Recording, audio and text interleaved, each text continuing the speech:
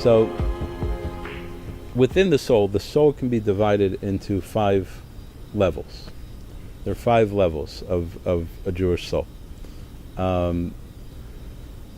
The lowest level is most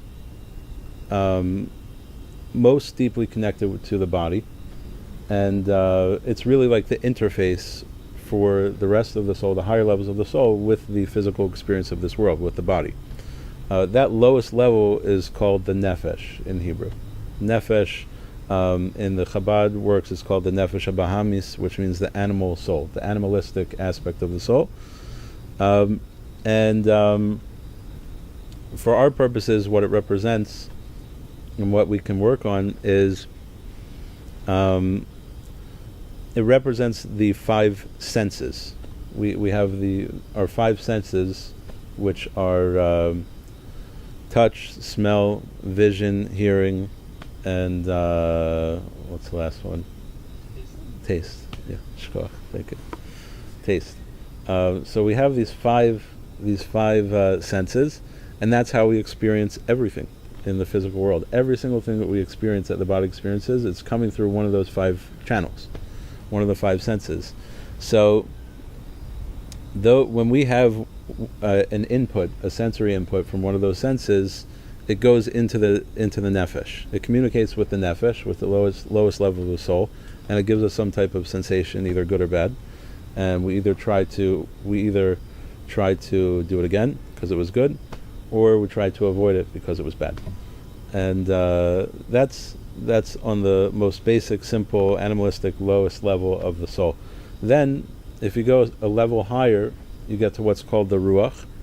The ruach literally means the spirit, and it is mainly connected to the heart, which is the source of our emotions.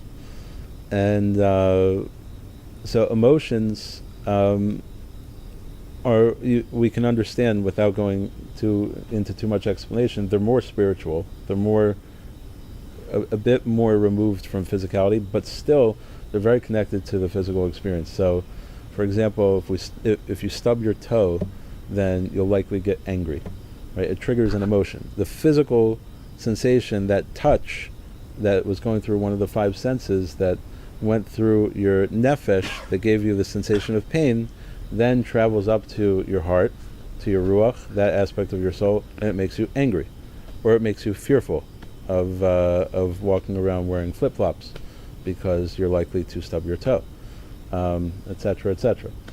So that is the level of the ruach, which is the level of emotions. The 3rd level of the soul is called the neshama.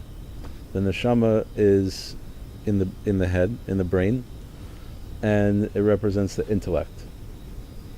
All of our thoughts, which really, that's mostly how we identify ourselves. We identify ourselves by our thought process, by what we're thinking about. So these are the 3 lower of the 5 levels of the soul. The 2 upper levels, which are called Chai Yechida, those 2 upper levels are generally inaccessible unless you're a very, very spiritually refined person. They're there, we each have them, but they're above our head. Like if we were saying that the 3 lower levels were the limbs of the body, the heart, and the mind and the head. So the Chaya Yechida, those 2 upper levels of the soul, are above our heads. They're there, but we generally can't tap into them. They're very, very closely rooted to God. They're very closely connected to God. And they're very far removed from physicality, from the physical experience of this world.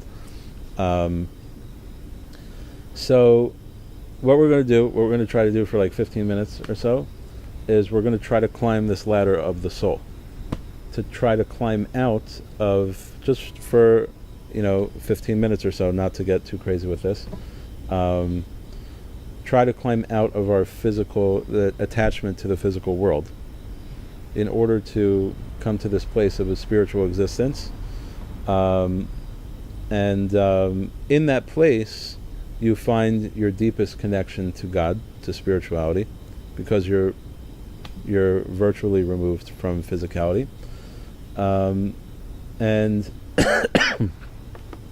obviously not totally, because if you were totally removed from physicality, then your body wouldn't work anymore, and then you would expire, and that would be bad. Then I'd probably have liability issues and wouldn't be able to do this again. So that's not the goal. The goal is just to simulate that experience of transcending our physical bodies. And then when we're in that place, what we'll do is we'll sing a nigun, we'll sing a song, like maybe we'll stick with that same nigun so that's familiar. You don't need words. But music has an ability to take people much, much higher. Music is a very powerful thing. It comes from a spiritual place. Rabbi Nachman actually says it comes from, music draws from the same place as prophecy. It comes from the same place as prophecy. It comes from a very high place in the spiritual realms. And it has the power to unlock the heart and to take us much higher than we could do without music. It's kind of like, if you're familiar with the game Chutes and Ladders. So if you're going along on the board, you're going like one space at a time, so you can get there, but it takes a longer time. But if you hit a ladder, then you can just go straight up.